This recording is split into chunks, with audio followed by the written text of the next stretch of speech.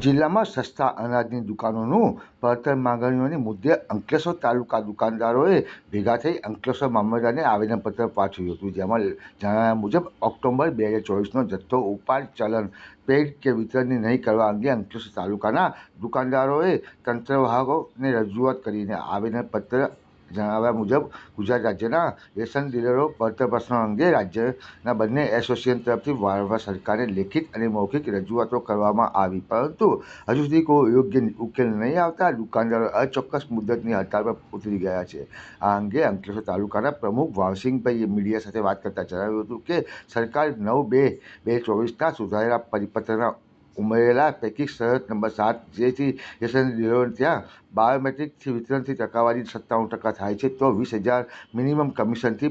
પાત્રતા ગણાય છે, જેના કારણે ગુજરાતમાં કેટલાક રેશન ડીલરો મિનિમમ 20,000 કમિશન દર માસે પ્રાપ્ત કરી શકતા નથી અને આર્થિક કુશળતા દૂર થઈ શકતી નથી। રેશન ડીલરોને આવી કાયમી મોંઘવારીમાં આર્થિક કુશળતામાંથી ઉગારવા માટે મૂળભૂત હેતુ બળ આવ્યો નહીં અને એક વર્ષ જેટલો સમય વીતવા છતાંય આ બાબતે યોગ્ય ઉકેલ આજ દિન સુધી આવી શક્યો નથી। આજની કાયમી મોંઘવારીમાં રેશન ડીલરો આર્થિક કુશોષિતની કામગીરી પરિસ્થિતિમાંથી પસાર થઈ રહ્યા છે અને વિતરણ સંબંધિત તમામ કામગીરીનું પોતાનું રાજિત્ય અદા કરી રહ્યા છે। આ માટે શરત નંબર 7 દૂર કરવામાં આવે તેવી અમારી માંગણી છે। અમો અંકલેશ્વર તાલુકાના તમામ સસ્તા અનાજના દુકાનદારો આજે મામલતદારશ્રીને આવેદનપત્ર આપવા માટે આવ્યા છે। સરકાર દ્વારા 2023માં અમને 20,000 રૂપિયા કમિશન આપવાની જે વાત કરી હતી એમાં કેટલી વિસંગતતા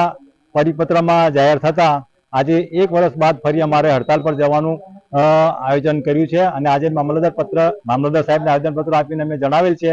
કે ઓક્ટોબર માસમાં અમે કોઈપણ પ્રકારનો જથ્થો ઉપાડીશું નહીં, ચલણ જનરેટ કરીશું નહીં અને કાર્ડ ધારકોને અનાજ વિતરણ કરવામાં જે તકલીફ પડશે,